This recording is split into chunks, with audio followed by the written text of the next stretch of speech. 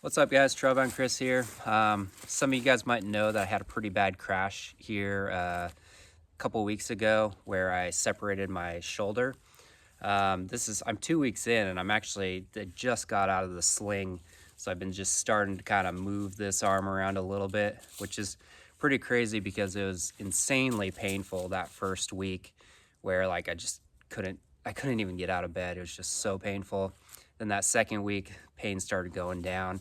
Um, and yeah, I just kind of wanted to talk about what's going on and kind of some of the decisions I have to make between surgery and no surgery. So I was riding single track. I was going pretty fast, like race enduro speed. Like I was feeling really good out there. I was out front. And then I think just somewhere along the line, like the trail dipped down for like a little kind of creek crossing. And I think I just kept going straight and the front tire just hit it and threw me over the bars, I'm assuming, but I barely remember that. And then I don't remember anything for the next hour and a half. I got completely knocked out. And yeah, I don't remember anything that happened. My friend rolled up and he was like, hey, he thought I was like not breathing and stuff. So anyways, I got out of there, went to the ER, got some x-rays, and then saw a surgeon after that, got some more x-rays. Basically the shoulder got separated, and it's a grade 5. So a lot of people do grades 1, 2, and 3. Those are pretty common. Those actually heal pretty well on their own without surgery, from what I understand. But because it's a grade 5, that means I tore all the ligaments that hold it together. And also that it moved more than 100%. It moved like 300%. So if you look at the x-ray, there's just a huge gap between this kind of collarbone here and then the scapula and the arm. So the arm is just drooping down right now. So I've been going to South Lake, Tahoe, and Truckee. There's a lot of really good sports orthos and physical therapists. I have a lot of physical therapist friends. So I just thought I could kind of contribute some of the info I've been finding by talking to these, people that are like top of the field, if you're kind of going through the same thing. So every ortho that I've seen has recommended surgery for me because it moves so far. Like I said, if it's grade 1, 2, or 3, it's pretty easy.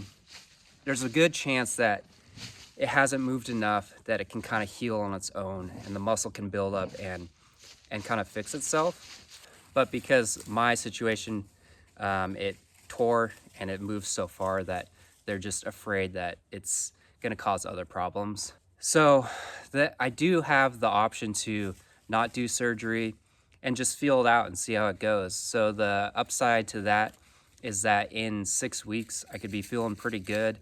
8 weeks be on the bike. So, that's an option just to try it out and see. And, the downside of not doing surgery is that it's going to be hurting. You'll find out if it hurts too much and then you have to end up getting surgery or not. It's going to be aching and hurting. If you're wearing a backpack, that could cause some annoyance there. But what's really kind of scared me is like 3 years down the line, or just even, going through some kind of crash, maybe not even that hard of a crash, and hitting the shoulder this way or something, because this arm is just floating now and just holding on like by the skin. There's no tendons holding it up. It could push into the ribs and cause other problems. I think it's easier to tear like the tendons that are intact right now that kind of hold the arm from popping out. So I'm a little afraid that if I don't do the surgery, there's going to be other bigger issues caused by it. So the downside of getting a surgery is that like once you do the surgery, you're 3 weeks, don't move it at all, fully locked down. And then by like 3 months, I could probably start riding road bikes and that sort of thing. And then I can't ride until 6 months after the surgery. So you just have to be very careful after you get the surgery, because what they do is they drill a little hole like here and here.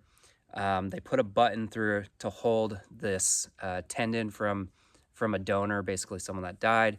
It's called a cadaver tendon, and you have to let the body heal. So that tendon is just there as like a bridge, and then your body grows over that to kind of create its own strength, its own new type of tendon type of thing.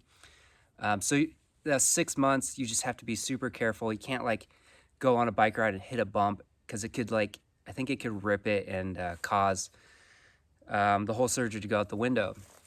So that's the big downfall of the surgery. Even though it'll get it back up into place and get rid of that bump, which are all good things, it should be working again good. I hear the surgery's like works really well, but it's just a really long process of not riding, which sucks.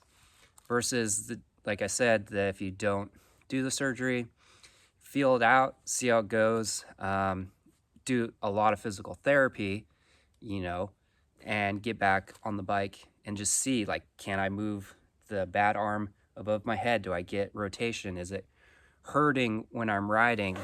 But I feel like a lot of people, the surgeon said a lot of people end up coming in after a year and just ended up doing the surgery because it caused some kind of pain, or just, it just wasn't working right for them. I mean, it sounds like a good thing, like, hey, just try out, you know, not doing the surgery, see if you can ride, although there's the risk of other things getting hurt along the way. But you lose all that PT time you put in. If you don't do the surgery, you work on those 6 to 8 weeks, continue to work after that, just building up the muscle, getting it really strong and usable. But if you end up deciding to do surgery, you got to do all that again.